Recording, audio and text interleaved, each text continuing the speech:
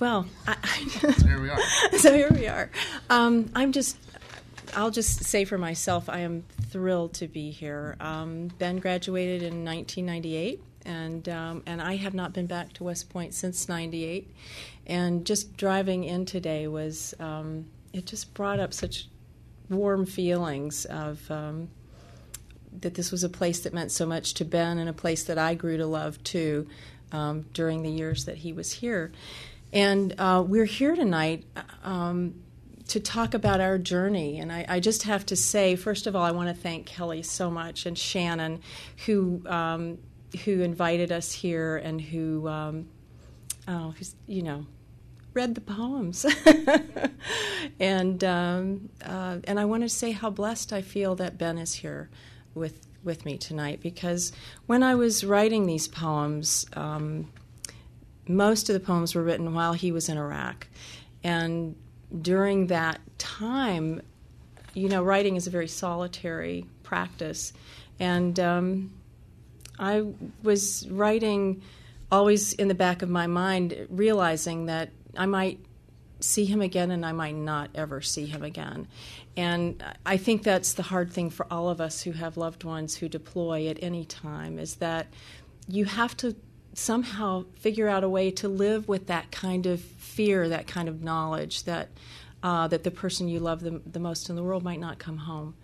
And writing the poems for me was a way of keeping a journal, and it was also a way of it's going to sound contradictory, because when you hear the poems, they don't always sound hopeful, but it did give me hope to write, because every poem I wrote, I would think, what is Ben going to think about this? What will he think when he reads this?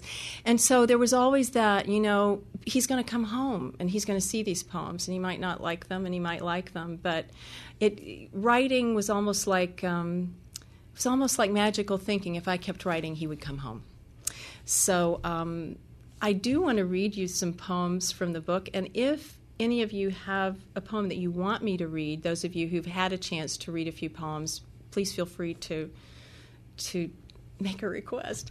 But I also, before I start it, if you want to say anything. Not very much. Just thanks for coming tonight. I'm really proud of the book. I'm really proud of what my mom has accomplished and what she's created here. Just a little bit about my background. Some of you were asking beforehand. Graduated in 1998, went to FAOBC in Fort Sill, Oklahoma. Spent my first tour in Germany, first 3 years in Germany. Went to selection at the end of that 3 years, Special Forces selection, got picked up, and actually my first full day of selection was September 11, 2001. So knew that if I got selected, was going to get to go and serve my country overseas in a combat zone. So was selected, went through the Special Forces qualification course and Infantry Commander's Career Course and Ranger School and Airborne School and all the language school and all the different schools, and finally landed at 10th Group at Fort Carson, Colorado in late 2004, and went immediately to Iraq for OIF 3, Operation Iraqi Freedom 3. Came back mid-2005 and went back with my team again in early 2006, and came back in, I think, August 2006, and that was my two, for OIF 4, those are my two rotations to Iraq.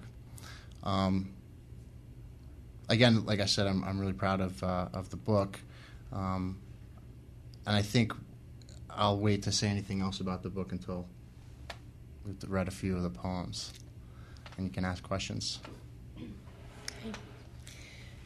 Well, I wanted to start with, there are several poems in the book that mention West Point.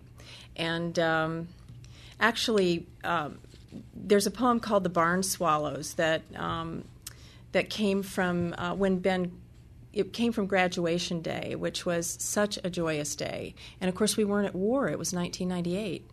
And it was just one of those gorgeous days. And I wanted to start with that one because that's where we are. We're here right now at West Point. And I just had a premonition, I guess, and this poem came from that. The Barn Swallows. My son is always leaving.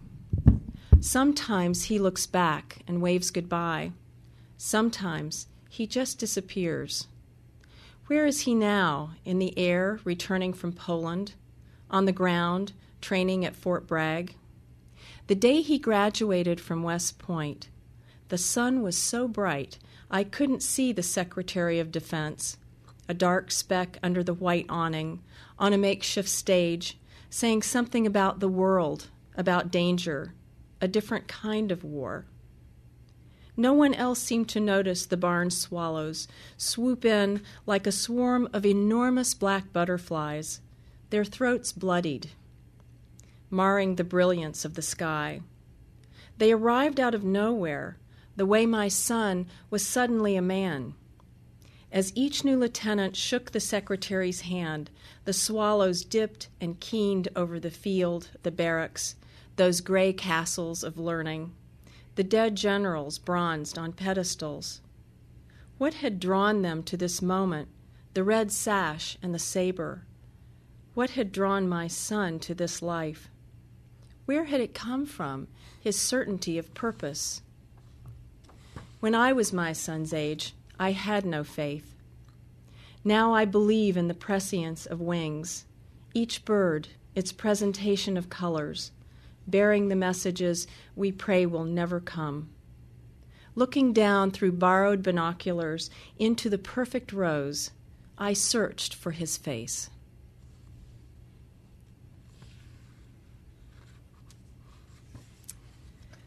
So that was graduation day, and a poem in the book that has gotten a lot of attention is called "Kill School," and through the process of interviewing,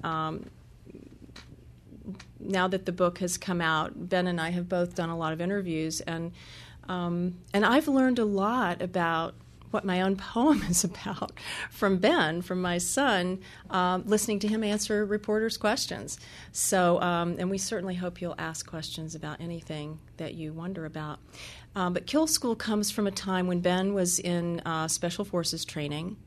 And, of course, most of their training he couldn't talk about because most of it's classified or secret.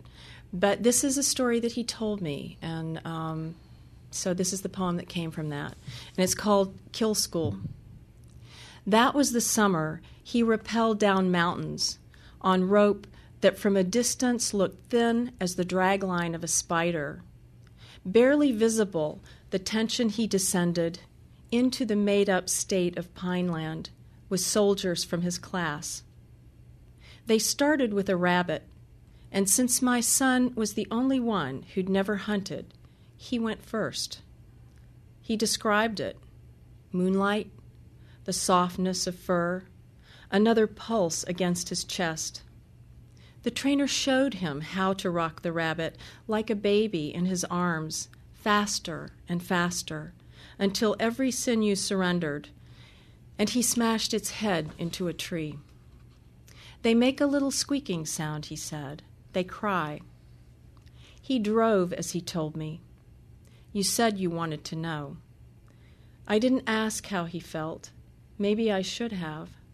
But I was biting off the skin from my lips, looking out beyond the glittering line of traffic flying past us in the dark. I guess an interesting thing about that poem is that the people that have asked me, I've been asked a couple times about that poem.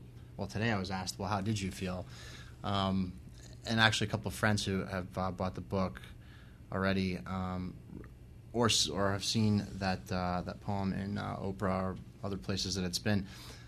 Everyone seems to think that was a sort of a desensitizing killing exercise of some kind, but really that was it was survival training. That was just it was food training. I think they actually do something similar here at school now.